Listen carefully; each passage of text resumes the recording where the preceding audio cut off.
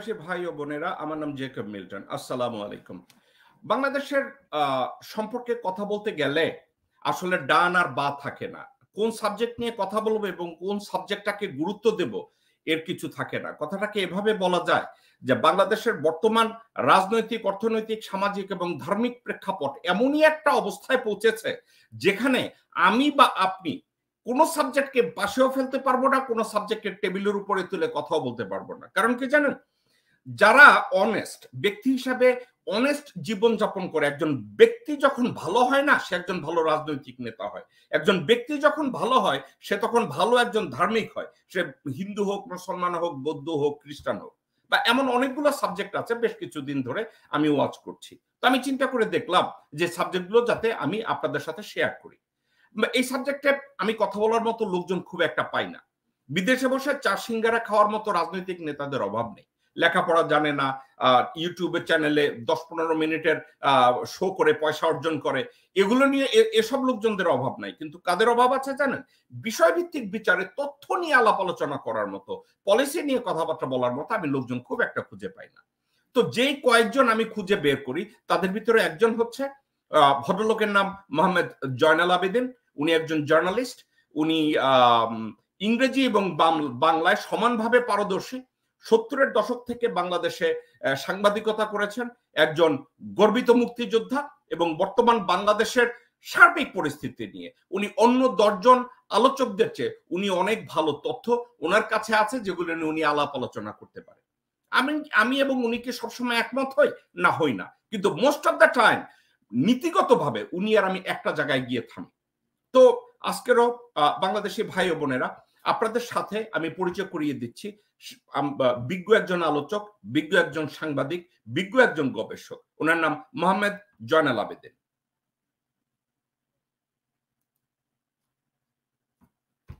জয়নাল আবেদিন, আসসালামু আলাইকুম। Welcome to the show. আসসালামু আলাইকুম ভাই, আপনাকে ধন্যবাদ। আমাকে অনেকদিন পরে আবার দেখা হয়েছে, আপনাকে অনেক ধন্যবাদ। এবং আমার যে দেশবাসী যারা শুনছেন সবাইকে আসসালামু আলাইকুম, এবং সবার কাছে আমি তাদের দোয়া চাই এবং দেশের জন্য তাদের কাজ করতেছে তার জন্য ধন্যবাদ জানাই। জয়নাল ভাই, আমি একটা আপনাকে রিকোয়েস্ট করব, আপনার যে ল্যাপটপের যে ক্যামেরার পোর্শনটা আছে না, ওইখানে কি একটু মোছা দিবেন? আপনাকে একটু ডার্ক লাগে। আপনার যে ল্যাপটপের যেখানে ক্যামেরার ফেসটা আছে ওইখানে একটা কাপড় দিয়ে একটু মোছা দিতে পারেন?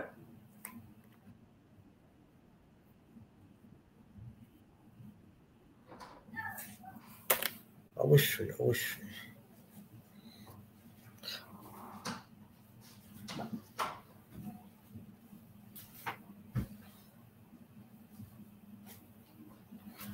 হ্যাঁ,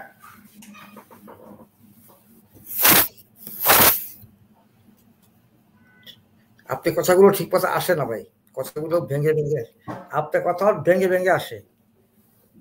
আমার কথা এখন ভেঙে ভেঙে যাচ্ছে? এখন কোনো কথাই হইতেছে না, আপনার শব্দ শুনতেছি না।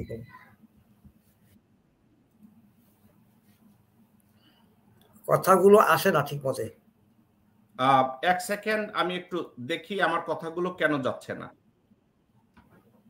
আসে কিন্তু ভেঙে ভেঙে আসে, অনেকক্ষণ পরে আসে।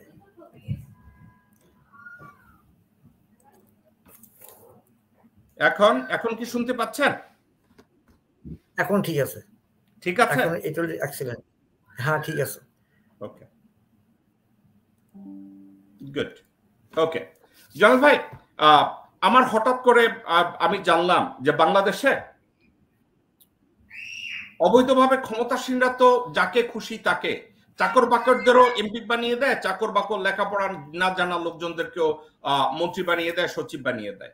হঠাৎ করে আমি গত 3-4 দিন ধরে শুনছি নাম না জানা একজন পঙ্গপালকে তারা রাষ্ট্রপতি হিসাবে নিয়োগ দেবে, এবং যে বর্তমান রাষ্ট্রপতি, ওনার নাম যেন কি, মদখোর চরিত্রহীন একটা লোক, বর্তমান বাংলাদেশের যে বঙ্গভবন দখল করে আছে, লোকটার কি না?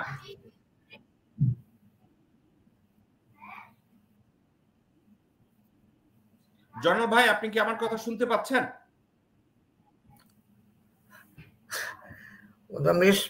ওনার নাম তো আমাদের কাছে জানা নাই তেমন একটা, পত্রিকা দেখি আমি শুনতে পাই, কিন্তু কথাগুলো ভেঙে আসে কেন আমি বুঝলাম, কথাগুলো ভেঙে আসে, স্পষ্ট হয়ে আসে না।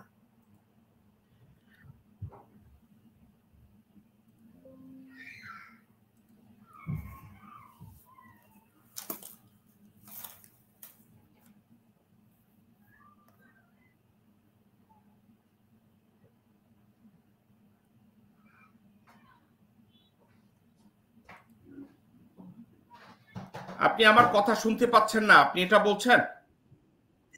এখন শুনতে পাচ্ছি, এখন ঠিক আছে, এখন শুনতে পাচ্ছি। ওকে, তো বাংলাদেশের বর্তমানে যে বঙ্গভবনে একজন অকুপায়ার আছে, ওনার নাম কি আপনার মনে আছে? আমার নাম তো ভাই একেবারেই আপনার কি বলবো, একেবারে অচেনা মানুষ আমার কাছে না, সবার কাছেই, যেহেতু ওনাকে একবার আমি কি বলবো ওনার সম্বন্ধে আমার মানে মন্তব্য করতে চাই না ভাই, বিশ্বাস করবেন। আমি খুব এত কষ্ট পেয়েছি যে আমাদেরকে কোথায় নিতে চান উনি। নামটা আমি ইচ্ছা করেও জানতে চাইনি, কারণ ওনার মতো লোককে যদি বাংলাদেশের রাষ্ট্রপতি করা হয়, তাহলে রাষ্ট্রপতি নামক আর যিনি আছেন এখন, যারা আগে ছিলেন, ওনার যে মোহাম্মদ শাহাবুদ্দিন পাপ্পু নাকি একটা পুপ্পু কি একটা নাম আছে, আমি এই লোকটা না, এখন যে কাজ করেছে যে আছে আমাদের প্রথম আলো। আচ্ছা, এখন যে আছে যেই লোকটা, এখন যেই লোকটা আছে, যে লোকটাকে সবাই মদারু হিসাবে জানে, একজন খারাপ খারাপ ভাষায় যদি বলি মাগিবাজ হিসাবে জানে, লোকটার নাম কি বঙ্গভবনে যে আছে? ওনার নাম তো না, উনি তো আপনি উনি যাই হোক অতখান তো নিচে নামা নেই, অন্তত কমপক্ষে উনি অ্যাডভোকেট ছিলেন এবং উনি স্পিকার ছিলেন, উনি রাজনীতি করতেন দলীয়ভাবে। ভাই জয়নাল ভাই, আপনার কি লজ্জা লাগতেছে ওনার নামটা বলতে? না, লজ্জায়, অর্থাৎ যেহেতু উনি প্রেসিডেন্ট ছিলেন, আমার ছিলেন না, এখনো তো আছে, এখনো তো আছে, ওনার নাম কি? ওনার নামটা অ্যাডভোকেট বলবো নাকি প্রেসিডেন্ট বলবো, কোন দিকে যাবো এখন? ভাই আপনি যা বলেন, ওনার নামটা বলেন, আমি দর্শকদের শোনাতে চাচ্ছি ওনার নামটা।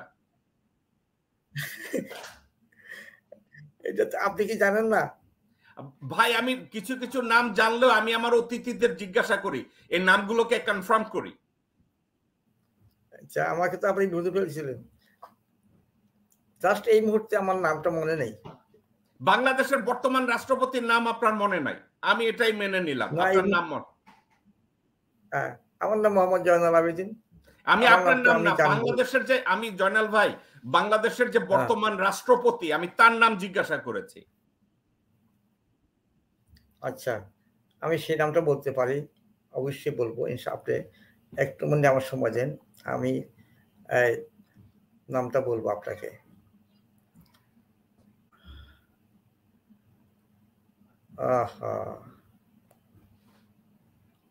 আমারও দুর্ভাগ্য, ওনারও জানি না, কিন্তু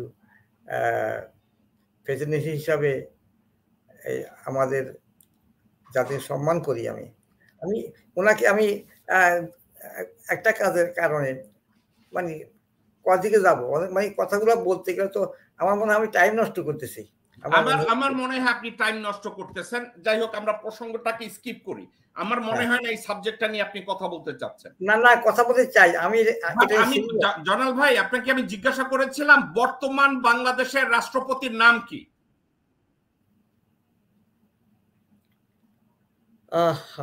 আমি ভুলে গেছি ভাই, মানে আমার প্রেজেন্স অফ মাইন্ড এত কমে গেছে, তাৎক্ষণিক প্রশ্ন করাতে আমি আসলে। ভাই আমার নাম কি? বাংলাদেশে আব্দুল হামিদ নামে কারো নাম মনে আছে আপনার?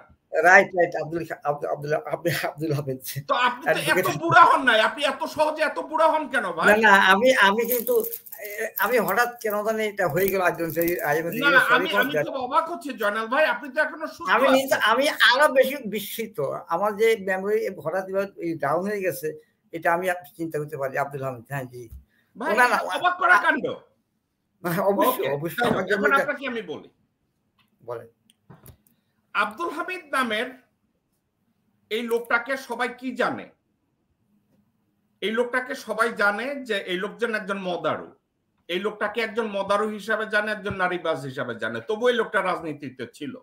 এই লোকটার কিছু আকল জ্ঞান আছে বলে অনেকে মনে করে, কিন্তু সবসময় আকল জ্ঞান কি থাকে? হয়তোবা থাকে না। কিন্তু এখন আমি জানতে চাচ্ছি, হাসিনা শেখ তার পাচাটার জন্য তার নতুন একজন পাচাটা দরকার বঙ্গভবনে। ওই পাচাটাটার নাম কি? এখন যাকে নিয়ে আপনি কথা বলতে চাচ্ছিলেন, অভিযোগ করতে চাচ্ছিলেন, ওনার নাম মিস্টার শাহাবুদ্দিন। জি, ওনার একটা লাস্ট নেম আছে, ডাকনাম আছে, শাহাবুদ্দিনের একটা ডাকনাম আছে, শাহাবুদ্দিন। জনাল ভাই, শাহাবুদ্দিনের একটা ডাকনাম আছে, শাহাবুদ্দিন কুত্তা, শাহাবুদ্দিন কুত্তি, শাহাবুদ্দিন বান্দর, শাহাবুদ্দিন ফিচ্ছু, পুচ্ছি, কি যেন একটা আছে। হ্যাঁ হ্যাঁ, কি নাম? এই জন্য প্রথম আলো ওই নামটা বলেনি। আমি যাক ভাই, এখন আমার কথায় আসে, আমরা কথা বলি, নামটা দিয়ে তো আর আমাদের ব্যাপার না। আমাদের ব্যাপার হচ্ছে যে এই ধরনের একটা লোককে, যাদের নামগুলো ডাকনামটা আমি বলবো, সেটা তো মানে আমাদের জন্য এটা আমাদের বিব্রতকর।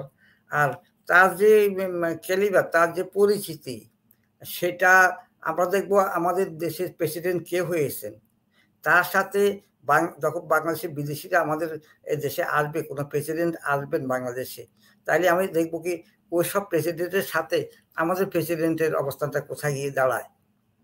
এবং একদম প্রেসিডেন্ট হচ্ছে রাষ্ট্রের প্রধান, রাষ্ট্রের সর্বোচ্চ ব্যক্তি উনি, কাগজে কলমে বিশিষ্ট পার্লামেন্টের ডেমোক্রেসিতে প্রেসিডেন্ট সবকিছুর মালিক না হলেও ওনার নাম দিয়ে নামই সব চলে।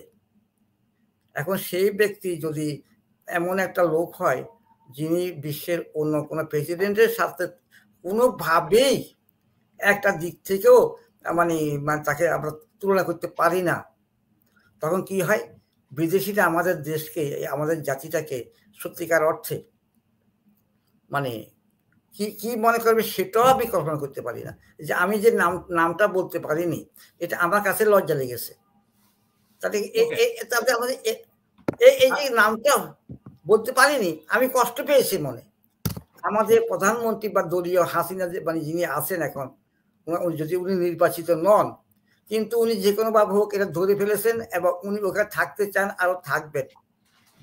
এবং ওনাকে এতখানি বোধ তৈরি হয়নি, ওনার কোনো এতখানি লজ্জাবোধ তৈরি হয়নি যে আমি দেশকে কোথায় আত্ম অনুভূতিকে ওনার রূপ পেয়েছে। যেমন সাময়িকভাবে আমার মনে হয় এই আমার স্মৃতি বিলুপ্ত হয়ে গেছিল এই মানে এই ইস্যুটা কথা বলতে গিয়ে। আমি আপনার পাল্টা একটা প্রশ্ন করি। না জনাল ভাই, আপনি যে কথাটা বলছেন আমি আপনাকে বলি কথায় কথায়। এই লোকটার নাম এমডি শাহাবুদ্দিন। এমডি শাহাবুদ্দিন 1949 সালে পাবনায় জন্মগ্রহণ করেছেন, ঠিক আছে? উনি একজন রিটায়ার্ড জাজ, ঠিক আছে? এবং আমার একটা প্রশ্ন আছে, আমি একটু শেষ করি। উনি জনাল ভাই, আচ্ছা বলেন। আপনি বাংলাদেশি স্টাইলে টক শো করেন, আপনি আমেরিকান স্ট্যান্ডার্ড করেন না। আমি প্রশ্নটাকে একটু করি, তারপরে আপনাকে আমি ফ্লোর দেব, আপনি যতক্ষণ খুশি কথা বলেন। উনি একজন জাজ, উনি একজন জাজ ছিলেন। 5টা জাজ থাকুক বাংলাদেশে, তো আর কনস্টিটিউশনাল ফলো করে তো আর কেউ জাজ হয় না, 5টা জাজ। এবং former commissioner of bureau of anti corruption, ওনাকে তারা নমিনেট করেছে পরবর্তী প্রেসিডেন্ট। লোকটার নাম শাহাবুদ্দিন। ওনার শাহাবুদ্দিনের একটা ডাক নাম আছে, বলছি যে শাহাবুদ্দিন কুত্তো, শাহাবুদ্দিন পুত্তু, শাহাবুদ্দিন ছাগল, শাহাবুদ্দিন গরু। এখন লোকটার ডাক নাম হচ্ছে চুপ্পু, উনি সব চুপ করেই করেন। ওনার নাম হচ্ছে মোহাম্মদ শাহাবুদ্দিন চুপ্পু। ওই যে এই নামগুলা কেমন জানেন? ওই যে বলে না, গালকাডা কামাল, কানকাডা আব্দুল, তো এই ধরনের একজন এমডি শাহাবুদ্দিন চুপ্পু। এখন নাম যাই হোক, কিন্তু লোকটা তো একজন রিটায়ার্ড জাজ। নাম যাই হোক, লোকটা তো ব্যুরো অফ অ্যান্টি কারাপশনের একজন কমিশনার ছিলেন এবং উনি রাজনীতি করেছেন। এখন ওনাকে যদি প্রেসিডেন্ট বানায় যোগ্যতা ভিত্তিক বিচারে, আপনি জিল্লুর রহমান বা হামিদ বা এদের যার কথাই বলেন না কেন, তো খারাপ কোন জায়গায়? অসুবিধা কি? না না, আমি সেটাই বলতে চাচ্ছিলাম। আমরা যেসব প্রেসিডেন্ট আগে দেখেছিলাম, একবারে প্রথম থেকে মনে করেন যারা ছিল প্রেসিডেন্ট, বা যখন দলীয়ভাবে আসছে তখন দেখা গেল কি তারা দলের লোকরা তাদের স্ট্যাটাস কি দরকার নেই, তাকে তারা করেছেন। যেমন প্রথম মাহমুদুল্লাহ নোয়াখালী বঙ্গবন্ধু শেখ মুজিবের সময় উনি তাকে প্রেসিডেন্ট করেছিলেন, ঠিক আছে। এরপরে একটু চেঞ্জ হয়েছে আমাদের যখন প্রেসিডেন্ট মোস্তাক আহমেদ আসলো, সে তো সেও আওয়ামী লীগের লোক। তারপরে আপনি কি খন্দকার মোস্তাককে অযোগ্য প্রেসিডেন্ট বলবেন? না না, আমি মোটেই না না, আমি সেটা বলিনি, আমি একটু চেঞ্জ হয়েছে এটা বলছি। আমি মনে করি সে অত্যন্ত মানে যোগ্য ব্যক্তি ছিলেন, আমাদের অত্যন্ত যোগ্য এবং লেখাপড়াও ছিল তার। এখন আবার কখন বলি বসে যে আমি মনে হয় তার সাথে ছিলাম বা কোনো কাজ করবে আমি জড়িত ছিলাম, মানে এদের তো কোনো কথা শেষ নেই, কখন যে কি বলি বসবে, মুখে যে কখনটা আসবে কেউ বলতে পারে না। একজন প্রধানমন্ত্রী হিসাবে যে দক্ষতা বা যে যোগ্যতা, যে ভাব গাম্ভীর্যতা থাকা দরকার ছিল, শেখ হাসিনার মধ্যে আমি অত্যন্ত কষ্টের সাথে বলছি আমি সেটা দেখিনি। লাগামহীন কথাবার্তা, যেমন ইচ্ছা তেমন কথা, যেমন ইচ্ছা তেমন মানুষকে নিন্দা করা, কটাক্ষ করা, অপমান করা, যত রকম। আমরা সাবজেক্টটা থেকে সরে যাচ্ছি। না না না, আমি বলছি চুপ্পুকে নিয়ে, আমরা কথা বলছি চুপ্পুকে নিয়ে। চুপ্পু, হ্যাঁ, আমি না শুনেন, আমি আপনাকে বলি, শেখ হাসিনা কখনো তার চাইতে যোগ্যতা সম্পন্ন কাউকে কোথাও রাখবেন না, আনবেন না। আমি আপনার সাথে দ্বিমত পোষণ করি। আব্দুল হামিদও হাসিনার চেয়ে যোগ্য, কিন্তু আব্দুল হামিদের গলাটা এইভাবে চেপে রেখেছে, হামিদার কথা বলতে পারছে না। এর হামিদের আগে জিল্লুর রহমানও হাসিনার চেয়ে যোগ্য, কিন্তু জিল্লুর রহমানের গলায় একটা রশি লাগিয়ে রেখেছে। সো আপনি যোগ্য আর অযোগ্য বলেন না, বাংলাদেশে যদি সবচেয়ে অযোগ্য হয় সেটা হাসিনা শেখ। তার আমলে ফরেন রিজার্ভ 10 বিলিয়নের নিচে নেমেছে। তার আমলে রাস্তাঘাটে মানে 2 টাকার বাজেটকে ইনফ্লেট করে $2 মিলিয়ন বাজেটে পরিণত করেছে। সো অশিক্ষিত যদি কেউ হয় তো ওটা হাসিনা, অযোগ্য যদি কেউ হয় ওটা হাসিনা। তো যোগ্যতা নিয়ে কথা বলেন না। আমি বলছি যে আপনি কেন মনে করেন চুপ্পু ভালো না? আচ্ছা, আমি এটা বলছি যে আপনি এখন যেটা কথা বলছেন, আপনি আমার সাথে একমত হয়ে গেছেন। আমি বলবো যে উনি ওনার চাইতে যোগ্য কাউকে দেখেন না বা আনেন না বলেই তো চুপ্পুরা ক্ষমতা আসে। আমি যেটা বলছি যে উনি, হ্যাঁ, এই যে রশি লাগাই নেয়, উনি এই লোকটাকে যখন প্রধানমন্ত্রী মানে শেখ হাসিনা মনোনয়ন করেছে, উনি বলছে যে হ্যাঁ আমাদের প্রেসিডেন্ট নেক্সট, তখন উনি কি বলছে যে আমি প্রধানমন্ত্রীর কাছে কৃতজ্ঞ, উনি আমাকে সম্মানিত করেছেন, আমি ওনার প্রতি কৃতজ্ঞ। অর্থাৎ এই জন্য উনি নিজকে যে শেখ হাসিনাকে কিভাবে, আমি জানি না, তখন পর্দার আড়ালে উনি শেখ হাসিনা সালাম করছেন, এটা বলতে চাচ্ছেন? উনি হাসিনার পাশ হয়ে সালাম করেছে, আপনি কি এটা বলতে চাচ্ছেন? আমি কি বলবো, এটা বলবো না আমি তো। আমার প্রশ্ন, উনি এত কৃতজ্ঞতা, অন্তত একজন প্রেসিডেন্ট যখন তাকে মনোনীত করেছে এবং তার মনোনয়ন পত্র দাখিল করা হয়েছে নির্বাচন কমিশনে, না আমি বাদ দিলাম আমি শেখ হাসিনার কথা, উনি ওনার এই যে পদহীন মানুষকে নিয়ে আসছে, কিন্তু আওয়ামী লীগের মধ্যে কি একজন লোকই কথাটা স্পষ্ট করেছে কিনা, একদম বুদ্ধিজীবী যারা আমাদের সামনে আসি কথা বলে, আমার তো ওরা বুদ্ধিজীবী না, আমার বুদ্ধিহীন, হ্যাঁ, তারাও কি কষ্ট করছে যে আপনি কি করতেছেন এটা? আজকে আমার মধ্যে আপনার মধ্যে যে অনুভূতি, আজকে ফেসবুকে খুললে আমাকে একদম টেলিফোন করে বলছে, কয় ভাই আপনি যা বলতেছেন ও ফেসবুকে এই কথাই বলতেছে, আমাকে এটা কি করবো?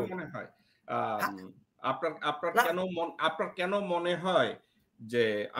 মনে হয় যে এই শাহাবুদ্দিন চুপ্পুকে রাষ্ট্রপতি করায় কেউ বলবে, যেখানে মাদ্রাসা শিক্ষা বোর্ডের চেয়ারম্যান করা হয় যোগেন্দ্র চন্দ্র শীল নামের কাউকে, তখন যদি কেউ না বলে? না না না না, সে তো ওই শিল বা পাটা যা কিছু বলেন, হেরা শিল হেরা পাটাও, দুইটা হেরা পাটা, মানে বুঝছেন তো, শিল দিয়ে পাটা আমাদেরকে আর আসতেছে টাইম আমাদের।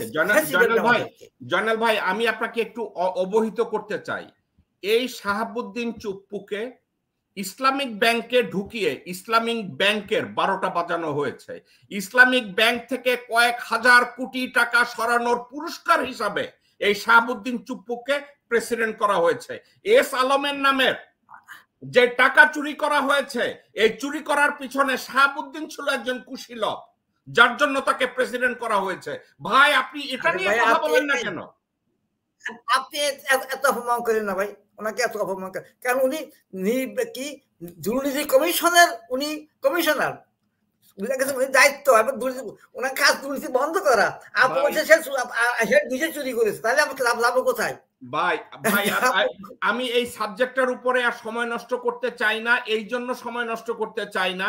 বাংলাদেশের প্রেসিডেন্ট আর প্রেসিডেন্ট পদবিটা এটাকে জাস্ট রীতিমতো প্রতি মিনিটে মিনিটে ধর্ষণ করা হয়, ওখানে কোনো ইজ্জত বলতে কিছু নাই।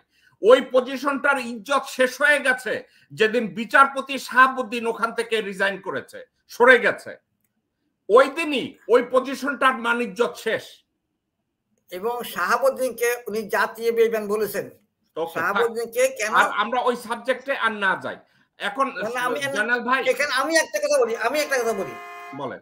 আপনি যেটা বলছেন ওই যে শিল বলছেন, শিল তো একটা মানে একটা সাধারণ মানুষ, আমাদের মতোই সাধারণ মানুষ, তার সে তো he will not represent us before the world community.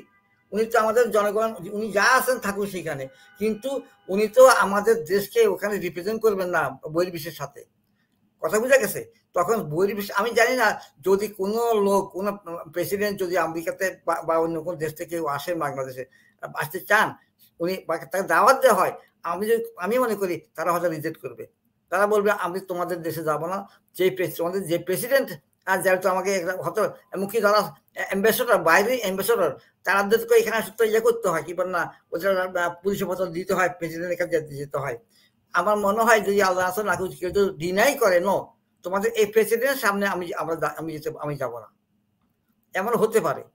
এই কথাগুলো যদি আমার মতো অধম এটা চিন্তা করতে পারে যে আমার দেশ যাই হোক, যত গরিব হোক, আমার রাজনীতিবিদ যখন প্রেসিডেন্ট হবে, সে তো সবার প্রেসিডেন্ট, যখন কে প্রেসিডেন্ট এসে সব দল মত সবার প্রেসিডেন্ট, সে একজন ব্যক্তিকে যাকে সে মনোনয়ন দিয়েছে শেখ হাসিনা, তাকে উপরে তুলছে, সে বলছে আল্লাহ তাকে আরো ভালো করুক, সেক্ষেত্রে দোয়া করছে উনি, তাহলে উনি তো এটা বলতে পারেন, প্রকাশ্যে বলতে পারেন না। উনি যদি গোপনে বা ঘরে যাইয়া হাসিনা পা ধরে পড়ে থাকেন, তাকে পায়ের মধ্যে মাথা ঢুকেন, আমরা কিছু বলবো না, কিন্তু উনি আপনি বলতে পারেন না যে উনি হাসিনার প্রতি কৃতজ্ঞ। এটা আমাদেরকে অপমান করা হয়েছে এবং জাতিকে অপমান করা হয়েছে। ওকে জনল ভাই, আমরা সাবজেক্টটা থেকে সরে যাই। হাসিনা শেখ একটা কাজ করে, উনি রাতের বেলায় চুরি করে, কিন্তু সকালবেলা উঠে লোকজনের কাছে বলে চুরি করা খুব খারাপ জিনিস, চুরিতে সবকিছু ছেয়ে গেছে, কিন্তু উনি নিজেই বড় চোর। হাসিনা শেখ পার্লামেন্টে বসে বলেছে অনির্বাচিত সরকার হলো জনগণের আতঙ্ক। এই ভণ্ডামিটাকে আপনি কিভাবে মূল্যায়ন করবেন? যে নিজেই নির্বাচিত না, অথচ গরুর খোয়ার নামে খ্যাত বাংলাদেশের সংসদে দাঁড়িয়ে উনি বলে অনির্বাচিত সরকার হলো জনগণের আতঙ্ক। এই ভণ্ডামিটাকে আপনি কিভাবে দেখেন? তার তো আর কিছু নাই বলার, তার কাছে এসব কিছু নাই, সে সব কাজেই 2 নম্বর। কেন? উনি নির্বাচিত হওয়ার আগেই উনি বলছে কেয়ারটেকার গভর্নমেন্ট না হলে নির্বাচন করতে দেওয়া হবে না। যারা কেয়ারটেকার গভর্নমেন্ট করলো, উনি পরাজিত হলেন, তখন প্রথমবার উনি বললেন কি শুরু কারচুপি হয়েছে, শাহাবুদ্দিন আমাদের বিচারপতি শাহাবুদ্দিন আহ্বান যখন এটা চিফ ছিলেন কেয়ারটেকার গভর্নমেন্টের, এরপরে উনি আবার বিজয়ী হলেন। এরপর যখন আবার আসি ক্ষমতা দিয়ে আবার জনগণের বিরুদ্ধে কাজ করলেন, উনি বুঝলেন আর জনগণের ভোট তার ভাগ্যে নেই, তখন উনি বললেন কি না, এই লোক আজিজ সাহেব বা বিএনপিকে আউট করার জন্য উনি আর ভোটে গেলেন না, উনি চাইলেন এই সিস্টেমে রাখবেন না, এবং উনি ক্ষমতা আসলেন, এসে উনি শাসনতন্ত্র চেঞ্জ করলেন কি যে কেয়ারটেকার গভর্নমেন্ট যারা চালায় এটা অনির্বাচিত, সুতরাং এদের মাধ্যমে আর কোনো আমরা নির্বাচন করব না, যারা নির্বাচিত হবে তাদের ওদের নির্বাচিত হবে, ভোট হবে, শাসনতন্ত্র চেঞ্জ করলেন। এখন বলে কি শাসনতন্ত্র অনুযায়ী সব কাজ হবে, শাসনতন্ত্রকে উনি উনার দলের লোক দিয়া, টাকা দিয়া, ঘুষ দিয়া উনি এটা চেঞ্জ করেছে, এবং আজকে সেই শাসনতন্ত্র মানে ওনার কাছে বড় হয়ে গেছে, এবং যখন ইচ্ছা তখন উনি চেঞ্জ করেন। তো ওনার কাছ থেকে আপনি এর বেশি আশা করতে পারেন না। উনি ওনার স্বার্থ, জি ওনার কি ওনার কাজ কি যে ওনার সাবজেক্টটা কি আমরা এভাবে বলতে পারি যে আপনি আমি যে যতই বলি আপনি আর আমি কি এই কথাটা বলতে পারি যে বর্তমান বাংলাদেশের জনগণ, আমলা, ইভেন ওনার দলের মানুষরা সবাই আমাদের সাথে একমত যে হাসিনা একজন দেশের শত্রু, হাসিনা ব্যক্তি জীবনে একজন লোভী, পরশ্রীকাতর, প্যাথোলজিক্যাল লায়ার এবং অত্যন্ত বাজে শ্রেণীর একজন মানুষ যার কোনো ক্লাস নাই। এই সাবজেক্ট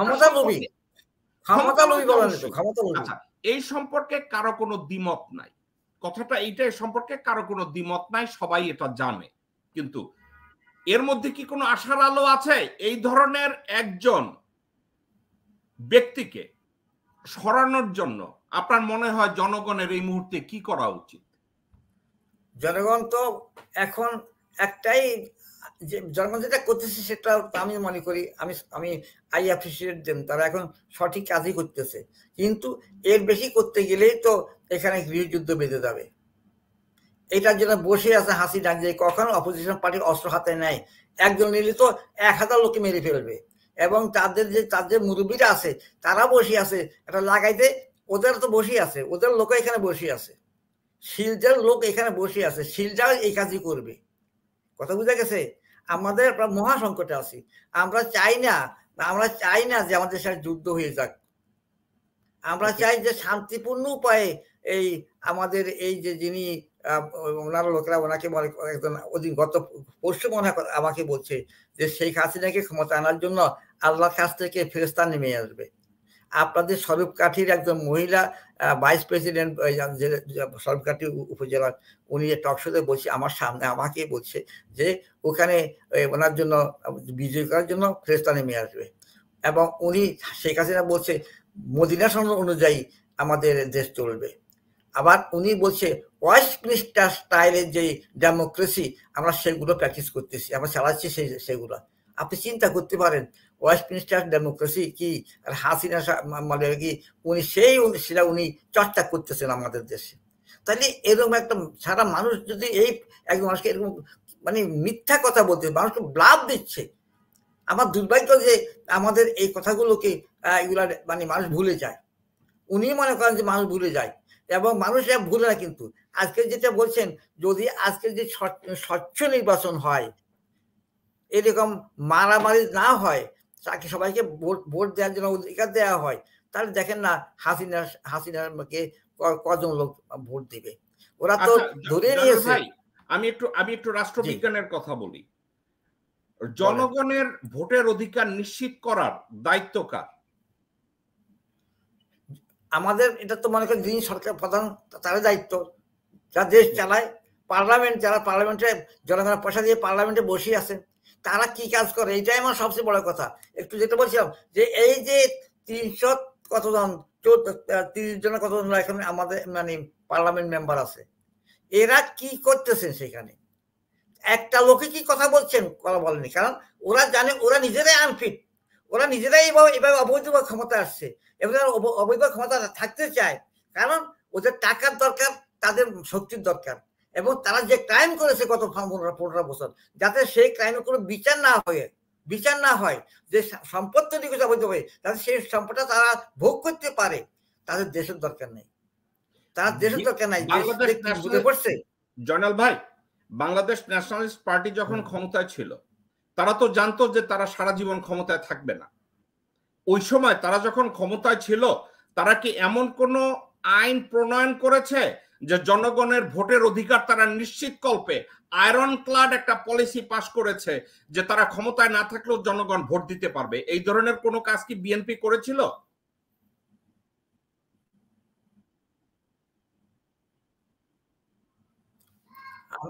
আপনার কথাগুলো কি ভেঙে আসতেছে, সম্পূর্ণ কথাগুলো সম্পূর্ণ ভেঙে আসতেছে। আমি বলতে চাচ্ছি, যখন বিএনপি ক্ষমতায় ছিল, আপনি শুনতে পাচ্ছেন? বিএনপি যখন ক্ষমতায় ছিল, যখন ক্ষমতায় ছিল, তারা কি এমন কোন আইন প্রণয়ন করেছে জনগণের ভোটের অধিকার নিশ্চিত করার জন্য? করেছিল? হ্যাঁ, জনগণ তো ভোট দিবেই। এটা তো জনগণ তো তারা তো কোনো এমন কিছু করেনি যে মানুষ অবশ্যই এটা তার সেসব ভোট ছিল। ভোটটা স্বচ্ছ হয়েছে। মোটামুটি এরকমই ছিল না যে জয়নাল ভোট ভাই, ডাকাতি। আপনি আমার কথা হ্যাঁ, শুনেন নাই। আমি বলতে চাচ্ছি বিএনপি আমলে ওনারা কি এমন কোন নতুন আইন প্রণয়ন করেছে বা কোন আইন প্রণয়ন করেছে যে আইনের দ্বারা জনগণ ভোটের অধিকার নিশ্চিত করেছে? এটা কি করেছে? না, নতুন কোনো আইন তো করেনি। যেমন আগে যা ছিল সেটাই ছিল। কোনো নতুন কোনো আইন করা হয়নি সেখানে। আমার যতখানি জানি আমি। আমি দেখেছি এটা। তারা নতুন কোনো আইন কিছু করেনি এখানে। তারা এটাকে উপরে হাতে দেয়নি। অর্থাৎ কেয়ারটেক গভর্নমেন্টের অধীনে নির্বাচন হবে সেটাই ছিল। কিন্তু দলীয়ভাবে আমার দল ক্ষমতা আসবে, বারবার ক্ষমতা আসবে, এটা তারা করেনি। আমি এটা মনে এর করি। অর্থ আমি যদি এখন তারা নিজেকে ক্ষমতা আনার জন্য আমি যদি জি। কথাটাকে এভাবে বলি, কোন সরকার, যত সরকার 1971 সালের 16 ডিসেম্বর পরের থেকে আজ অবধি শাসন করেছে, কেউই জনগণের ভোটের অধিকারটাকে নিশ্চিত করার জন্য একটা সিস্টেম ক্রিয়েট করতে সবাই ব্যর্থ হয়েছে। আমি এই কথাটা যদি বলি, এটাকে ফেয়ার? ইয়েস, এটা সঠিক কথা বলছেন, এটা আমি মনে করি। ওকে, এখন আমরা এই সাবজেক্টটা বাদ দেই। ইদানিং কালে একটা চরিত্র নিয়ে বাংলাদেশে বেশ কথাবার্তা হয়। বাংলাদেশের রাজনীতি কখনো ইনস্টিটিউশনালাইজড হয় নাই। লেখাপড়ার মাধ্যমে রাজনীতিকে ডেভেলপ করতে দেওয়া হয় নাই। ভারতীয়রাও চায় না, পশ্চিম পাকিস্তানেরও চায় না, যার জন্য আমাদের রাজনীতিবিদরা যা হয়েছে, এরা রীতিমতো হয়েছে সামাজিক পতিতা। এদের আর কোনো পরিচয় নাই। বাংলাদেশের রাজনীতিবিদ বলতে যা বোঝায়, এরা হচ্ছে সোশ্যাল প্রস্টিটিউট। এখন রাজনৈতিক দন্যতা এমন একটা পর্যায়ে গিয়ে পৌঁছেছে যেখানে রাজনীতিবিদরা হয় সামাজিক পতিতা। তাদের ভিতরে কোনো নীতিবোধ নাই, যাদের ভিতরে কোনো চরিত্র নাই, যাদের ভিতরে কোনো উদারতা নাই, যাদের ভিতরে কোনো দেশপ্রেম নাই। যার প্রেক্ষিতে আজকের আমরা দেখতে পাচ্ছি হিরো আলম নামের এক লোক, যাকে আমি পছন্দ করি, যাকে আমি ভালোবাসি। বাংলাদেশের প্রত্যেকটা মানুষের অধিকার আছে রাজনীতি করার। বাংলাদেশের প্রত্যেকটা মানুষের অধিকার আছে দেশের কল্যাণ কামনা করার। তো এখন হিরো আলমকে নিয়ে সবাই আলাপ আলোচনা করছে। এটা কিসের লক্ষণ? রাজনৈতিক দন্যতা, না দেশের সার্বিকভাবে শিক্ষিত সমাজের দন্যতা, যার জন্য হিরো আলমদের আগমন? এই কথাটাকে আপনি কিভাবে দেখেন? আমি হিরো আলমদেরকে মানুষ তো ভোট দেয় কেন? যেহেতু যারা অন্তত বর্তমান সংসদে নয়, গত কয়েক বছর যাবত যে সংসদে যারা আছে এবং এরপর থেকে আমি 71 পর থেকে রাজনীতি যারা করে অ্যাজ ইফ ইট ইস তার বিজনেস, একটা পুঁজিবিহীন ব্যবসা আমি মনে করি। এখানে কোনো পুঁজি লাগে না, শুধু গলাবাজি করতে হয় এবং মানুষকে মিথ্যা আশ্বাস দিতে হয় এবং মানে মানুষকে উজ্জীবিত করার জন্য মানুষের মধ্যে একটা বিষয় ইস্যু তৈরি করে, যেটা মনে করে তার মতো একজন দেশ দরদি যোগ্য ব্যক্তি নাই। যে দেশেই গলাবাজি করতে পারে, ভালো বক্তৃতা করতে পারে, সে আমাদের দেশের রাজনীতিবিদ হয়ে যায়। তার কি লেখাপড়া আছে? শুধু লেখাপড়া, সে কি আদৌ শিক্ষিত কিনা এবং তার কি চরিত্র, সে কি দেশকে ভালোবাসে, জনগণকে ভালোবাসে, সে কি সৎ মানুষ, সে কি ধার্মিক, সে কি দেশপ্রেমিক, এই সেই মূল যে কথাগুলো, এগুলো কোনো চিন্তা নেই। আর দ্বিতীয়ত তাকে মানে এ হচ্ছে আমাদের মূল সমস্যা। আর আমাদের এখানে আর মূল সমস্যা হচ্ছে কি, আমাদের যারা ভোটার, যারা সাধারণ মানুষ, তা তো একবারেই এসব ব্যাপারে খবর রাখে না, কোনো খবর নাই। জনগণ শিক্ষিত না হওয়ার কারণে এটা একটা আমাদের জন্য নেতিবাচক প্রভাব বিস্তার করতেছে। তারা ভোট দেয়, ব্যক্তিকে ভোট দেয়, তারা ব্যক্তির যে যোগ্যতা আছে কিনা, ব্যক্তির চরিত্র কেমন, এসব নিয়ে তারা চিন্তা করে না। এই জন্য অযোগ্য, অথর্ব, অদক্ষ লোকগুলো ক্ষমতা আসে। আপনি মনে করেন আমাদের প্রধানমন্ত্রী, কি বলে নাম, সরি, শিক্ষামন্ত্রী, এখন বর্তমান শিক্ষামন্ত্রী, উনি শিক্ষামন্ত্রী, উনার বইগুলা উনি কি পড়ে নাই? কি লেখা আছে বইতে? উনি বলা সাফাই গায় যে এটা তো আমরা, উনি নিজে বলছে আমাদের বই সব পরিবর্তন করা হবে, এই বইগুলো আধুনিক করা হবে। আধুনিক করার নাম দিয়া আমাদের যে দেশের যে ইতিহাস, আসল যে ইতিহাস, সেই ইতিহাসটা সম্পূর্ণ মুছে ফেলা হয়েছে। পূর্ব বাংলার মানে এরিয়া, আমার যে এলাকাতে আমাদের বাংলাদেশ, আজকের বাংলাদেশ, সেইটার ইতিহাসটা কি ছিল আমরা কেন উপমহাদেশের অন্য জাতি থেকে ভিন্ন? আমাদের চিন্তা, চেতনা, কাজকর্ম, সংগ্রাম, আত্মত্যাগ, আমরা কেন প্রতিবাদ করি, প্রতিরোধ করি? এই যে চরিত্র আমাদের, এরা কোত্থেকে আসছে? এই কথাগুলো আমাদের এই মন্ত্রীরা কি জানেন? এবং গত পরশুটা তার আগে শুনছি যে কি লেখা আছে যে শিক্ষামন্ত্রী ভারতের মোদীর সুনজরে আছেন। চিন্তা করতে পারেন? আপনি কি চিন্তা করতে পারেন? আমার একজন মন্ত্রীকে ভারতের সুনজরে আছেন। ভারতকে আমি এই দেশের রাজা, এই দেশের মালিক ইন্ডিয়া। আপনি কতভাবে আমাদের শেষ করবেন ভাই বলেন? আমাকে আপনাদের বলেন, আমি আজকে এমনি হয়ে গেছি। কারণ আমি আমার মনে তীব্র প্রতিক্রিয়া সৃষ্টি করেছে। আপনি হিরো আলমের কথা বলছেন, হিরো আলমের চাইতে এরা অদম। হিরো আলম তো আজকে হিরো আলমকে আমাদের একদম মন্ত্রী তুচ্ছ তাচ্ছিল্য করেছে। এবং উনি তো এটা ওই বিএনপির সেক্রেটারি সাহেব এটা বলছেন, কি বলেন নাম, আমাদের ফখরুল ইসলাম সাহেব, ইসলামকে ঠকানোর জন্য। কিন্তু আজকে তো এই হিরো আলমের চাইতে আরো ওয়ার্থলেস ব্যক্তিকে তারা তো এখানে সংসদে নিয়ে আসছেন। আমাদের কি বলেন নাম, আমি আগেও বলবো, এই নাটক যে করে তাকে মন্ত্রী বানা যাচ্ছে প্রথম। আপনার একজন অভিনেতা, তাকে নাটকের অভিনেতাকে মন্ত্রী করা হয়েছে। আমরা পরবর্তী প্রশ্ন আবার শোনেন, মমতাজ, না আপনি অন্য ভাষা, আমাদের জাতিকে সংস্কারের জন্য কথা বলতে হবে এখন, যে মমতাজের মতো একজন থার্ড ক্লাস ফোর্থ ক্লাসের একটা ফাইটা যায় গান গাইয়া সাধারণ পাবলিক কাছে জনপ্রিয় হয়েছে, তাকে নিয়ে সে রাস্তার মধ্যে বন্ধ করে উনি গান গাওয়াইছে, তাকে এমপি করাইছে, তার গান দিয়া উনি সংসদে জলসা করায়, সংসার না উনি গান গায়, আর হাসিনা প্রধানমন্ত্রী গান গায়, উনি হাত তালিয়ে তাকে স্বাগত জানায়। ঠিক আছে, তো এই যদি হয় তার হিরো আলম তো আমি মনে করি সে বলছে দল করবে, সে একটা পার্টি খুলবে, হিরো আলম তো আসতেছে সামনে। আজকে আপনি যদি আপনি রিয়েলি আপনি সংসদের এই 300 জন আসে, বাদের মাসে আমি 300 জন ধরলাম সরাসরি নির্বাচিত, এরা কি কোনোদিন সংসদে একটা প্রশ্ন করছে প্রধানমন্ত্রী আদানি গ্রুপের সাথে যে চুক্তি করেছেন সেই চুক্তিগুলো আমাদেরকে জানান নাই কেন?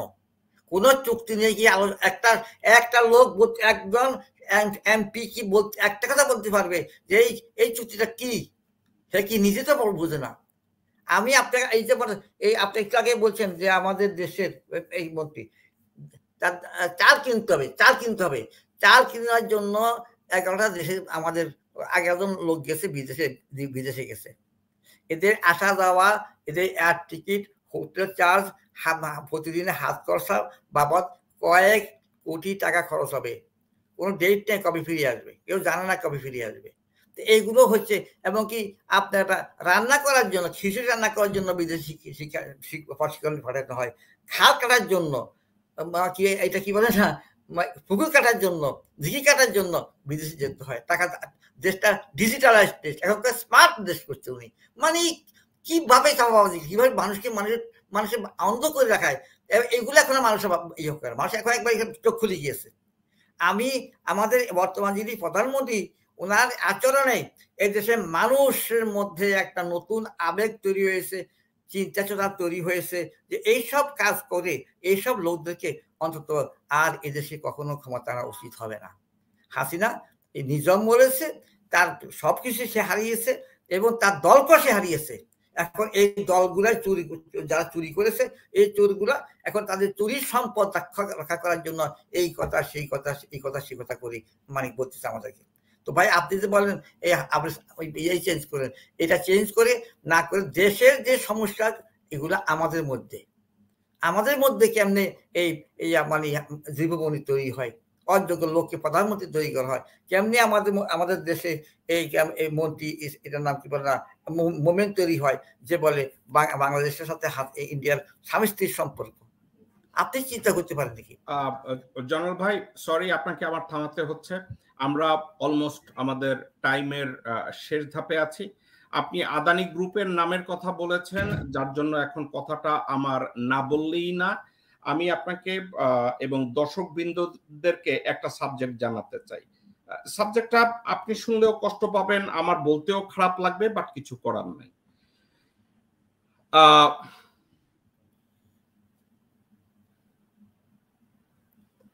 ফাইনালি আদানির ওখান থেকে যখন এই চুক্তিটা সাইন করেছে 2017 সালের 8 এপ্রিল, যেদিন নিরাপত্তা চুক্তি সাইন করেছে। ওই দিন হাসিনা তার মন্ত্রী, সচিব এবং সবাইকে বলে দিছে, ভারত টেবিলে যা দিবে তোমরা সাইন করে দেবা, তোমরা কোনো রিভিউ করবা না। বাণিজ্যিক হোক, সরকারি হোক, ব্যক্তি মালিকানাধীন হোক, তারা সাইন করে দিছে। যখন এই বিদ্যুৎ কেন্দ্রের চুক্তিটা বাংলাদেশে এসে দেখছে তারা, তখন তারা দেখছে যে কয়লার প্রাইস তারা নিরূপণই করে নাই। ওই চুক্তির ভিতরে কয়লার কি প্রাইস হবে এটা তারা বলে নাই, ওই কয়লার মান কি হবে এটা তারা বলে নাই। এখন পরে পিডিবি যখন কয়লার প্রাইসের কথা জিজ্ঞাসা করছে, তারা ওইখানে কি করছে, ওই স্বাক্ষরিত চুক্তিটা তাদের হাতে ধরায় দিছে। ওখানে যখন চুক্তিটা করেছে, কয়লার একেবারে ফ্রেশ কয়লা পার মেট্রিক টনের প্রাইস ছিল আন্তর্জাতিক বাজারে $200। সেখানে এই $200 জায়গায় $445 তারা লিখে একেবারে বাজার শ্রেণীর কয়লা তারা ঢুকিয়ে দিয়েছে। এখন পিডিবি বলতেছে আমরা তোমাদের কাছ থেকে ইলেকট্রিসিটি নেব না। এখন যদি তারা ইলেকট্রিসিটি নাও নেয়, ওই চুক্তির ভিতরে যে ক্লজ আছে ওই ক্লজ অনুযায়ী আদানি গ্রুপকে ক্যাপাসিটি চার্জ দিতেই হবে, ঠিক আছে? যদি এখন আমদানি করে, ওই এই বিদ্যুৎ আমদানি করে, তাতে প্রতি মাসে বাংলাদেশের ক্ষতি হবে 700 কোটি টাকা প্রতি মাসে। কত ক্ষতি হবে? $66 মিলিয়ন অথবা 700 কোটি টাকা প্রতি মাসে, যদি এই মুহূর্তে যে চুক্তি আছে এই চুক্তিতে যদি বিদ্যুৎ আনে। আর যদি বাংলাদেশ বলে যে আমরা এখন বিদ্যুৎ আনবো না তোমাদের কাছ থেকে, আমরা বিদ্যুতের জন্য কোনো রিকুইজিশনও দেব না, তাইলে ক্যাপাসিটি চার্জ বাংলাদেশকে দিতেই হবে। সেক্ষেত্রে নেক্সট 25 বছরে বাংলাদেশের লোকসান হবে $63.25 বিলিয়ন, অথবা 2063,07,68,000 কোটি টাকা। এখন আমি এই কথাগুলো নিয়ে বিশদ আলোচনায় যাই না কেন, এর নাম্বারগুলো আমি জানি, এই চুক্তিগুলো আমি এখানেই কথা যে আপনি যে ওখানে লেখা আছে একটা ক্লজ আছে সেখানে, এটা আবার কি বলেন না, ওয়াশিংটন পোস্ট এটা একটা নিউজ করেছে এখানে। সে ওয়াশিংটন পোস্টের যে নিউজ, এখানে একটা ক্লজ লেখা আছে যে এটা এই চুক্তির গোপনীয়, এটা বাইরে প্রকাশ করা যাবে না, আলোচনা করা যাবে না। শুধু এইটা না, বাংলাদেশের কোন এক তথাকথিত পাঁচাটা কুকুরের বাচ্চা মন্ত্রী তৌফিক এলাহি বলেছে আদানির সাথে কি বলা চুক্তি কথাবার্তা হয়েছে এগুলা প্রাইভেট, বলা যাবে না। কিন্তু বাংলাদেশের কোন জনগণ কি এটা বলবে না যে এই কুত্তার বাচ্চা, তুই জনগণের টাকা দিচ্ছিস, অন্য গভর্নমেন্টের সাথে শুয়োরের বাচ্চা, তোর কি কথা হয়েছে জনগণ জানবে না কেন? খানকির ছেলে তৌফিক এলাহিকে এই কথাটা কেন বলবেন? আমাকে বলেন আপনি। তুই বাংলাদেশের সরকারের টাকা দিয়ে চুক্তি করতেছিস, কুত্তার বাচ্চা, তুই এখন বলিস আদানির সাথে যেই কথা হয়েছে এটা প্রাইভেট। কেন? তোর বউরে বিয়ে দিতে গেছিলি না তোর মেয়েরে বিক্রি করতে গেছিলি? কুত্তার বাচ্চা, এটা প্রাইভেট কেন হবে? আমি অতখানি আপনার মতো ভাষা আমি ইউজ করবো না, কিন্তু আমি একটা কথা বলি, আমার দেশকে জাহান্নামের রসাতলে ঢুকিয়ে দেয়া হয়েছে, আর আপনি এবং আমি এখনো বসে বসে ভদ্রতা দেখাবো না? রে ভাই, আমি বাংলাদেশের দালাল, আমার এত ভদ্রতার খাতা পুরি।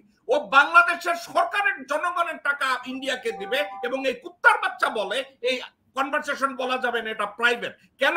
ও নিজে গোয়া মারা দিছিল না ওর বউরে পাঠাইছিল? এরা তো ওদের লোক, এরা তো আমাদের দেশের টাকা খেয়ে, আমাদের টাকা খেয়ে ওরা ওদের বিদেশিদের দালালি করে। এগুলো একটাও দেশকে ভালোবাসে না, এদের একটাও না। এরা মির্জাফর চাইতে খারাপ। মির্জাফর মনে করেছিল যে যদি আমি কি বলে না ইস্ট ইন্ডিয়া কোম্পানির এদেরকে ক্লাইভকে, রবার্টকে আমি সমর্থন করি, তারা আমাকে ক্ষমতা দিবে, তারাকে ব্যবসা করবে। সে বুঝে নাই, সে তার ব্যর্থতা ছিল, তারা এই দেশটা নিয়ে যাবে, এটা বুঝে নাই। কিন্তু এরা জানে, যারা আজকে ক্ষমতা আছে এরা জানে এদেরকে কেন ক্ষমতা আনা হয়েছে। শর্ত ছিল আমরা যা যা বলবো, যা যা করতে চাইবো, তোমরা সবকিছু উইদাউট এনি কোয়েশ্চেন সাইন করবা। শুধু হাসিনা বলা নাই, এটা হাসিনাকে বলা যে নয়াদিল্লি, যে তোমাকে ক্ষমতা নেব এক শর্তে, আমি যেটা চাইবো তুমি সেটা করবা, তোমার কোনো সে থাকবে না। নাহলে একটা দেশের ভিতর দিয়া একটা দেশকে শেখ মুজিবুর রহমান পর্যন্ত, জেনারেল জিয়াউর রহমান পর্যন্ত কোনো গভর্নমেন্ট বা ইন্ডিয়াকে একটা কোনো ট্রানজিট দেয়নি। কিছু ট্রানজিট আমরা 75 মানে 47 ট্রানজিট দিয়েছি। শিলিগুড়ি যে করিডোর, এটা তো আমাদের জায়গা, দার্জিলিং আমাদের জায়গা, এই জলপাইগুড়ি আমাদের জায়গা, কুচবিহার আমাদের জায়গা, এই জায়গাগুলো আমাদের জায়গা দিয়ে দিয়েছে ইন্ডিয়াকে যাওয়ার জন্য, নর্থ ইস্ট ইন্ডিয়াতে।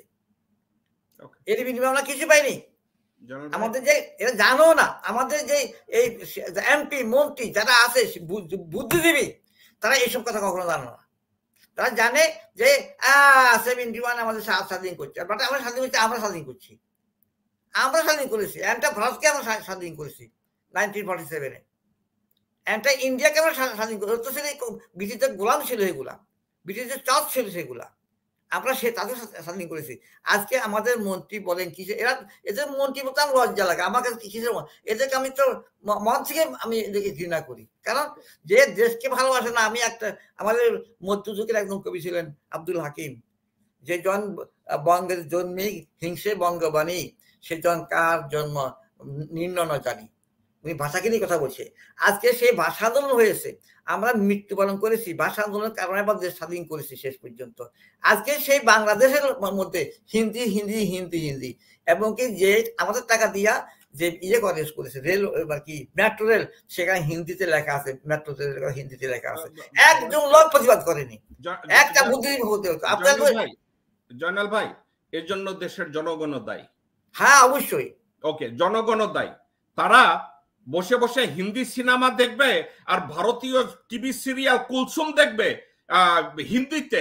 তো এখন হিন্দি দেখলে ভয় পান কেন? শপিং করতে গেলে ইন্ডিয়া যাবে শপিং করার জন্য। তো এই জনগণরাই, ইন্ডিয়ানরা এসে পাশার মধ্যে দুইটা লাথি দেখ, ওইটাই আমরা ডিজার্ভ করি। আরে কেমন দিবে শুনেন না, আপনি অপেক্ষা করেন। আমাদের পক্ষে আমার মনে হয় না, যদি হাসিনাকে এবার পরাভূত করা না যায়, ক্ষমতা আউট করা না যায়, বাংলাদেশ কখনো আর স্বাধীনতা দেখবে না।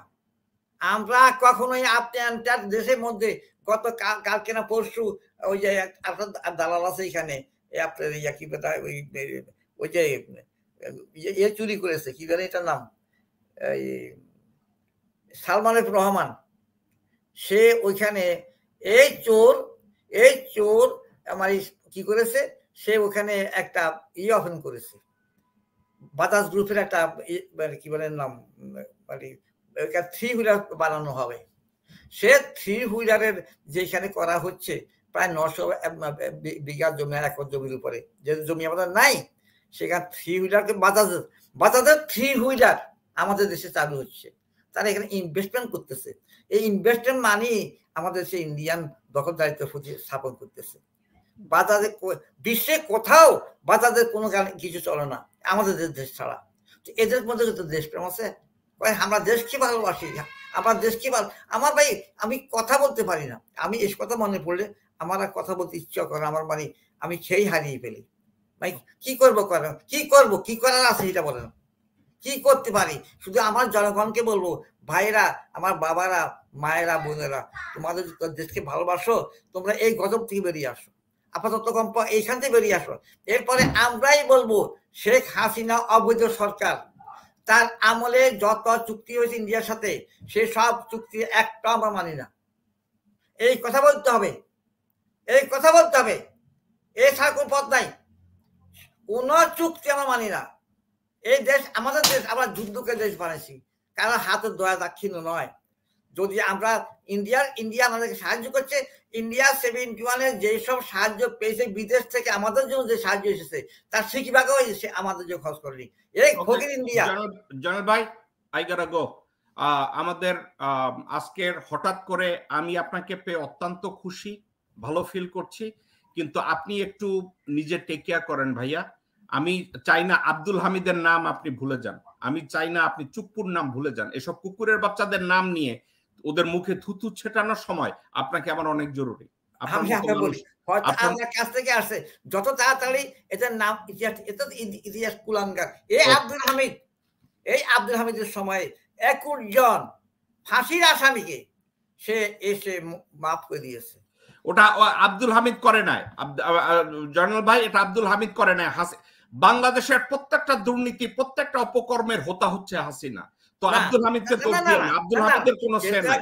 সেটা তো আমি সেটা হাসিনা তখন করেছে, হাসিনা কেমন দায়ী করতে, কিন্তু সে তো জানে এটা অন্যায় অবৈধ, কিছু করার না সে। আপনি যদি এই কথাটা বলেন, আমি আপনাকে বলি, এখন হামিদ যদি বলে যে আমি এই সাইনগুলো করব না, বদরুদ্দোজা চৌধুরীর মতো খালেদা জিয়া বা বিএনপি যেভাবে বদরুদ্দোজাকে লাথি মেরে বের করে দিয়েছে, হামিদকেও তাই করবে না। ওখানে ভাই আমি একটা বলি, যে বদরুদ্দোজা চৌধুরীকে প্রেসিডেন্ট জিয়াউর রহমান সামনে আনছেন নাকি, যে লোক সে যায়, সে কয়ে প্রেসিডেন্ট হয়ে কি উনি কি হয়েছে, উনি মানে নিউট্রাল হয়ে গেছেন। আর তার ছেলে বি চৌধুরী নাম একটা আছে, ওনার ছেলের কি করেছে, যখন মাওয়া যাবে হাসিনা, এখানে মাওয়া গেছে একবার, মাওয়া যাওয়ার সময় উনি কয়েকশো তোরণ গেট নির্মাণ করেছে বদরুদ্দোজা চৌধুরীর ছেলে। না ভাই, আমি আর এই আলোচনায় যাব না। আমরা 40 মিনিটের টক শো আজকের 51 মিনিটে নিয়ে এসছি। আজকের আর থাক, ইনশাল্লাহ আমি আর আপনি খুব শীঘ্রই 2-1 দিনের মধ্যে, 2-4 দিনের মধ্যে আবার কথা বলবো। আমার জন্য দোয়া করবেন, আর আমাকে সময় দেওয়ার জন্য জয়নাল ভাই অনেক মেহেরবানি। আর একেবারে শর্ট নোটিশে আপনি আর আমি দুইজনে বসে কথা বলেছি, এটা কোনো টক শো না, আমি আর আপনি আলোচনা করেছি বাংলাদেশের বর্তমান। আমি এখনো খাইনি, কিন্তু এখনো খাইনি। মাশাআল্লাহ, যান এবার আপনি খেতে বসেন। আপনাকে অনেক ধন্যবাদ। আসসালামু আলাইকুম। এবং আমার দেশবাসীকে আবার অনুরোধ করতেছি, আপনারা শক্ত হন, দেশকে ভালোবাসেন। আমরা একসময় সবাই মরে যাব, আমাকে মেরে ফেলবে হাসিনা এসে, এই রিস্ক নিতে হবে, এই রিস্ক নিতে হবে না, এই রিস্ক না নিলে হবে না। এই রিস্ক নিয়ে সবাইকে রাস্তায় নামতে হবে। যে দল করেন আপনি, কোনো এখানে কোনো দল নাই, কোনো জামাত নাই, কোনো বিএনপি নাই, কোনো অন্য পার্টি নাই, সবাই আমরা এক ব্যক্তি, যারা আমরা এই দেশ স্বাধীন করেছি স্বাধীন রাখার জন্য, এই দেশকে কার গোলাম করার জন্য, আমরা কারো পোষ্য হওয়ার জন্য এই দেশ স্বাধীন করি নাই। হয়তো দেশ থাকবে অথবা আমরা থাকবো। Thank you. আসসালামু আলাইকুম। দর্শকবৃন্দ, এই ছিল আজকের আমাদের আলোচনা।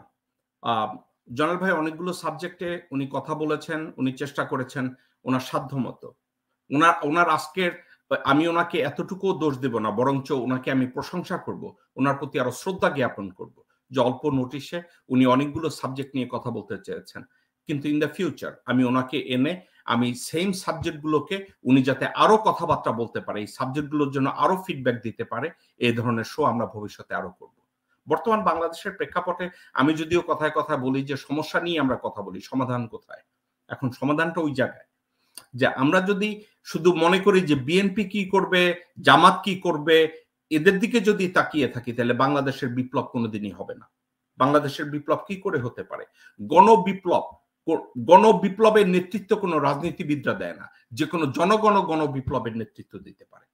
আপনারা যদি সবাই রাস্তায় নেমে আসেন এই অবৈধ কুচক্রী সরকারকে ঘাট ধরে ওখান থেকে বের করে দেওয়ার জন্য, বাংলাদেশের গণবিপ্লব তৈরি হবে।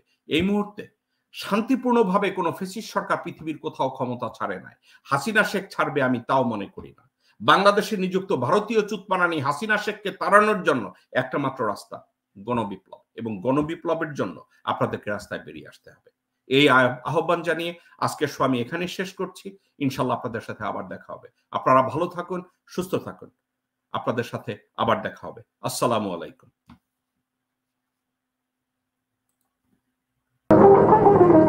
কারা রইল বোকাপাট, কারা রইল বোকাপাট, ভেঙে ফেল রেল পাট, রক্ত জামার শিকল পুজোর ভাষণ বেদি। ওরে ও তরুণ নিশান, ওরে ও তরুণ নিশান, তোর তলায় বিশাল ধ্বংস নিশান, প্রাচীর প্রাচীর ভেদি। কারা